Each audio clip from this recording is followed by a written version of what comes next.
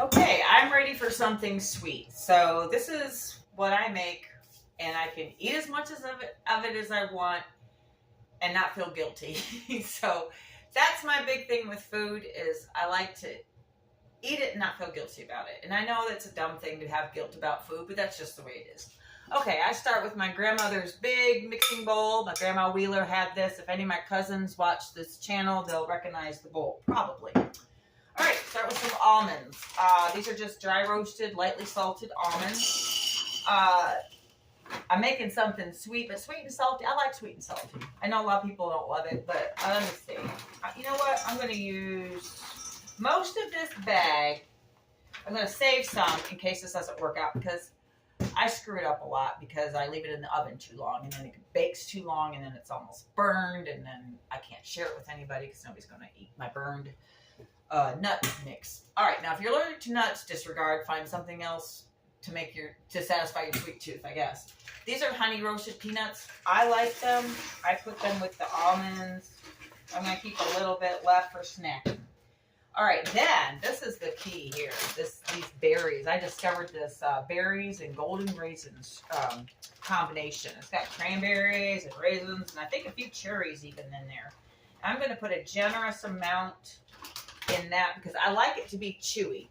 I forgot a spoon. Taking too long. Okay, here's a spoon.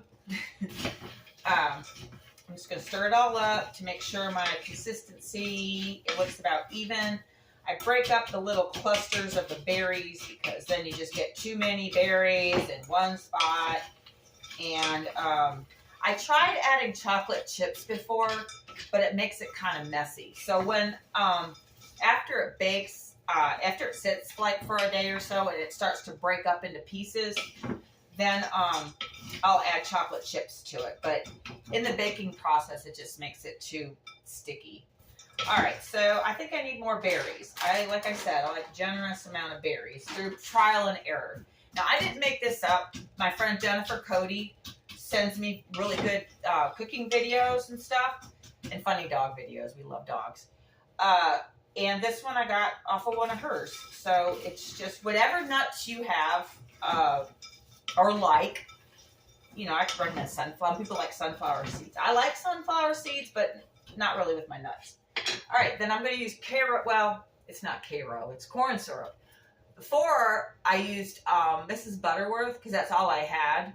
And that tasted really good. So I'm going to try this corn syrup because it's less expensive than Mrs. Butterworth.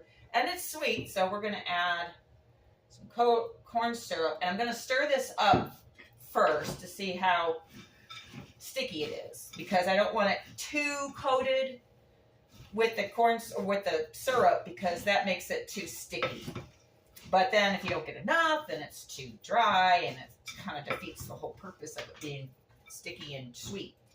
All right, so I think I need a little more corn syrup. Here, let me show you my mixture. That's looking moist. Moist, that's such a dumb word. Okay. More corn syrup, just a little more. I hope I don't mess it up. Because I hate having to replace my nuts. Almonds aren't cheap. I love almonds. I like peanuts okay, but almonds, cashews I like most nuts except Brazil nuts. I'm not a fan of those. I mean, I can eat them, but I'm not a big fan of them. And I don't put walnuts in my stuff because I like walnuts with other things. But this is, 3 things I like. I like almonds, I like peanuts, and I like these berries. So I've got a baking sheet here. And I use parchment paper because once I did it, and it just made a big sticky, icky mess to clean up off my pan. So then I just spread out, not generously, I just spread out my mixture on this pan, on my parchment paper, spoon it all out there. It smells nutty. All right, then smooth it out. Smooth it out on, okay, smooth it out on my paper. Parchment paper, all the corners.